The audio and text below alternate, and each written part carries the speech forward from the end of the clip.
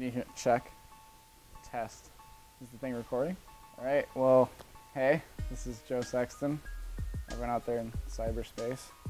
I'm here to answer some questions that you guys wrote in and give away some gear. Just 32 boots, beanies, clothes, just a bunch of stuff, Etnies shoes, Ashbury sunglasses and goggles, and I'm sure they're gonna throw out a bunch of stickers and stuff, so it'll be a big prize pack for the winner.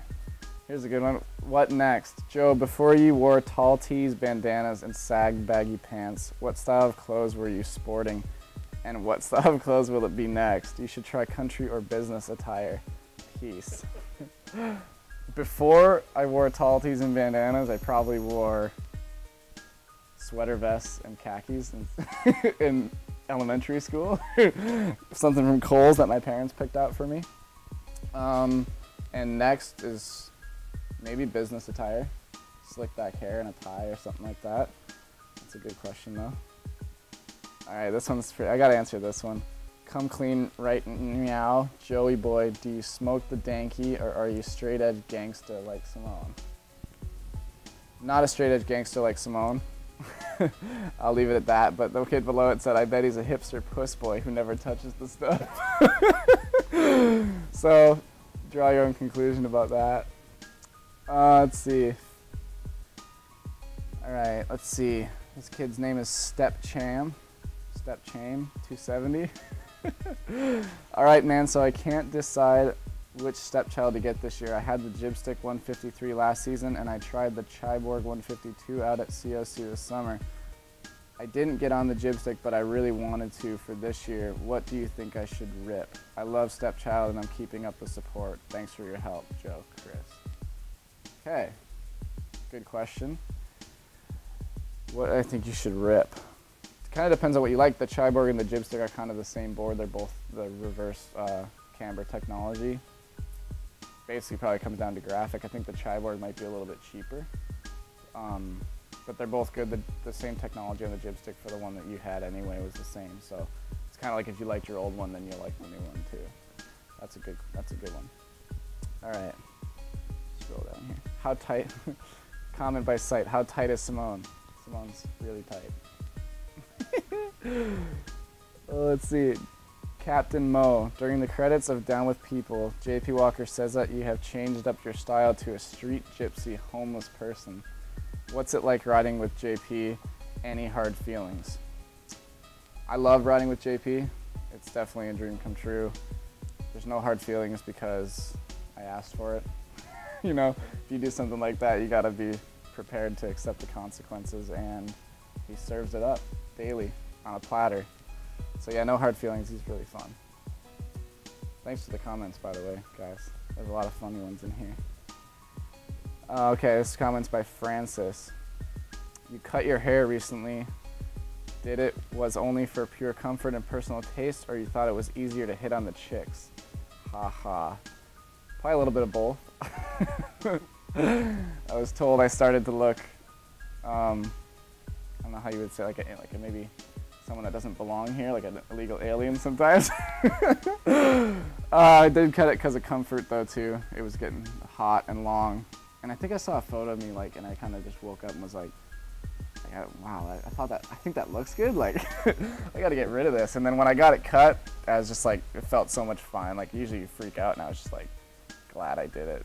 Probably keep it pretty short from now on. I don't know if I really have the hair for it. Okay. Oh, okay. Well, since you are doing this question thing, I might as well ask the question everyone wants to know. Why did you change from baggy pants thug to tight pants hippie? It's the question that's on a lot of people's mind. Well, there's actually a kid below it that brought up a really good point, and he says snowboarders didn't really figure out how they could sew in their pants till about the Tech 9 video. And then he goes on to talk about Cooley and Hebel and stuff like that. And it's definitely true. Like when I was filming with Tech 9, I was wearing, those were actually Planet Earth size small pants. Like that's it, like this. You know, a garbage bag is a size small.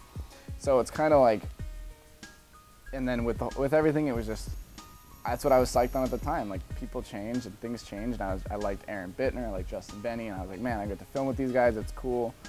And then it's just, things change, music tastes change, your influences just change, and it goes from And who knows, if I filmed with Tech 9 like the next year, I probably would have been wearing what I'm wearing now.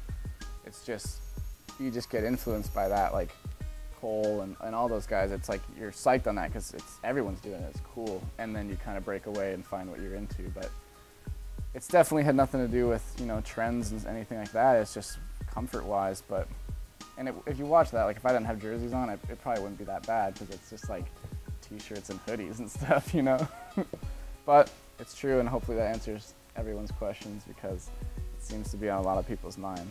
But no regrets. I mean, everyone's done it, you know. And it's like Lucas Magoon used to wear tight pants. We've all been there. It's called a gear crisis. Have you ever considered shortening your name like the French riders do to become more marketable? I think if your name was Joey Sex, you would have a pro model out by now. I might do that. It's a good idea. Dude, these are so funny. How many times do you ride high, drunk, or with a boner? Or all of them? Not that often, I guess. Do you like to get nasty, Joe? Sure. One kid asked Joe, are you pro? No, I'm not pro. Let's see. Which Nick Trapasso part is better? His one in And Now or Suffer the Joy? Suffer the Joy. Okay. Wilbur asked, Joe, I've been mowing lawns in the summer so I can get my setup before the season starts. Before you started getting free gear from your sponsors, how did you make the money to buy your gear? I worked at a meat market by my house. I was 14 to like 15, and it was a meat market that made sausage and beef jerky and shit like that. Like, I don't know how I'm not a vegetarian now, and I was not the one making the meat, I was the one cleaning up after it was all done, like bags of blood and bags of rotten meat and orange cream behind the thing. So yeah, I definitely had it rough, but it was worth it to buy that first snowboard. So thank God I don't have to do that anymore. But yeah, that's what I did. I worked at basically a slaughterhouse. Comments by Benji. If you could only do one trick for the rest of your life on every rail, but only one, which one would it be? Will it be? And what's your warm-up trick? Warm-up trick is probably just like everyone else's, like firecracker the stairs. Or like drop in and look at it, or do a 50-50. And if I could do one trick on the rail for the rest of my life, probably be a front board. It's a pretty classic move. They do feel good. Let's see. This one's harsh. Okay. This is serious. Yo, dude, I recently tore my back up on a handrail and they prescribed me some gnarly painkillers. Soon enough, I was addicted to that shit. Once I decided I had enough, I would watch nothing but snowboard vids for inspiration to stay clean, especially child support.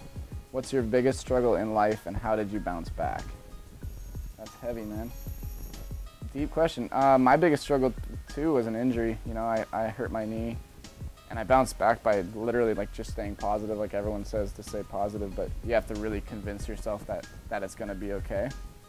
And it's true, like finding things to get inspiration from, like you said, child support, or I watched just random snowboard videos and whatever it was that I remembered about snowboarding being fun is what got me back out there. And it was just, I knew I was gonna be okay, but it's definitely a lot of uncertainty when you're going through it. You're like, this has never happened to me before, like how did the surgery go and stuff, and yeah, but if you just stay positive and you believe, then you'll be good.